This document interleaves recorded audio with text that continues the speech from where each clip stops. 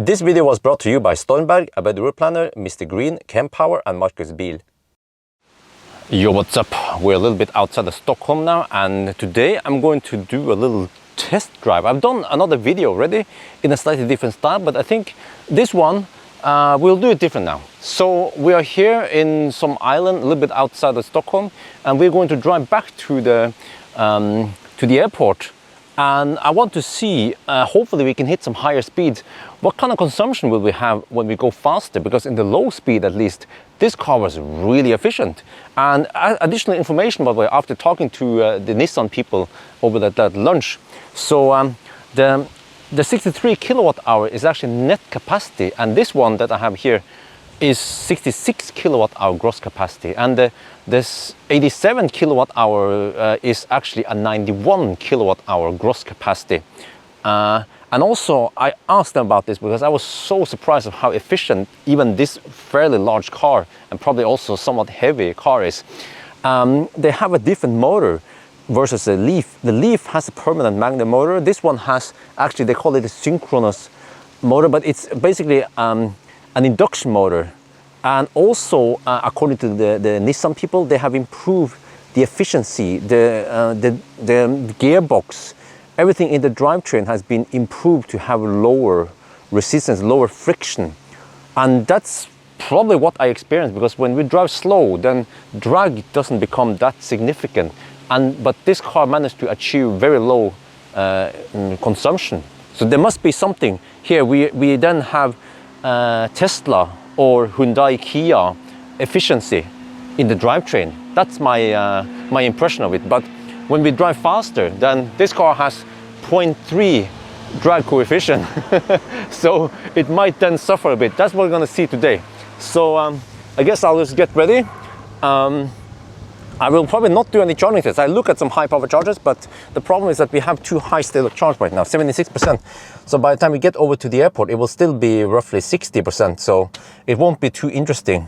But I'm going to reset the trip here, and then I can show you guys the route. Maybe I should reset. You know what? I will not reset here yet. I will move a little bit close, because here we have really slow. I think I'll reset. I'm not sure. Here we come to a 70 zone at least, and then yeah, maybe I should reset once we get to the 110 zone. Maybe that's more impressive. Yeah, I might do that. It will be just a fairly short stretch, but at least we want to ride on 100 kilometers per hour at least. So all right, I guess off we go. All right, we're now in the 80 zone, and I just reset the trip meter. I had to do a rolling reset, so that's a slight advantage since we have kinetic energy now. But all right, so just bear that in mind. And we have a 33 kilometer stretch now until we are at the airport. So hopefully this will give us an idea of what kind of highway consumption we will get. So there's a lot of traffic now. What's the time now? Yeah, 4:44 in the afternoon on a weekday. So I don't expect us to be able to drive too fast anyway. So we have ProPilot active. We just hug the left lane and go as fast as we should go, right? We just follow the traffic. So of course we have a little bit of advantage again here with drafting behind some cars, but I don't drive too close to them anyway. When it comes to wind, I also checked it. We have mostly just side wind. We are heading north, and the wind comes from the east.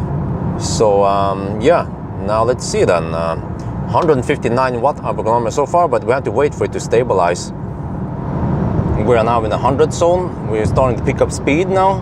So we are driving at barely legal speeds, but as you guys probably see, we are kind of hanging in with the rest of the traffic. So I'm trying to get a realistic test here. So yes, we have about 18 kilometers left of the test stretch. So I'll just hug the left lane, try to go as fast as I can, and then we'll see. I can't show you guys any numbers yet, but I can show you the average speed at least by the end of the test. We are now in the 110 zone, and we are going at 110 plus VAT, and the noise level is quite good. I mean, we have some rough asphalt and everything, some crosswind, but not too much noise. I like it. Wait, Arlanda. Here. All right, the last part now. almost at the Arlanda airport. Just have to check out where I'm supposed to go. So over here we have 100 zone. So I'm just hugging the left lane like a true German. Actually, I can go over here. 2.8 kilometers left. All right, Stockholm Arlanda airport. All right. So I would say this will not be a 120 test. It will be, yeah, I'll show you soon. But just showing you guys the driving conditions and everything, and the weather. Yeah, 28 degrees Celsius right now. We are now at the airport. Let me show you. We have 360 camera. Oh yeah, this is old news, right? But with a big car like this, then it makes it easy to maneuver. Like that. Oh, okay, well, it's a little bit, okay. But you see, I can, based on the camera, I can see that I didn't do a good enough parking. But then I can just go back and do it. But it also has some automatic parking, but we're gonna explore that later. I have a plane to catch here. But okay, anyway, let me show you here. 174 watt-hour per kilometer. Okay, it's going to go up as we stand here, but average speed was 97. It was roughly 100 by the time we got here. So you see, I would say that this is not a true highway. It's not 120 test. It's like something slightly faster than 90 test, roughly.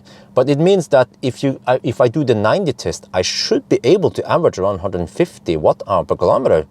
So, man, I mean, this big beast here seems to be doing it well. So, okay, it was the first kind of consumption test I've done, and I'm impressed of the efficiency. But again, by the end of the day, we have to try it in Norway, in rough Norwegian asphalt, not 28 degrees Celsius, but 20 degrees Celsius maybe. So this car should be able to arrive in Norway in maybe August, September, hopefully, and then I can do a proper test. He has to go through everything.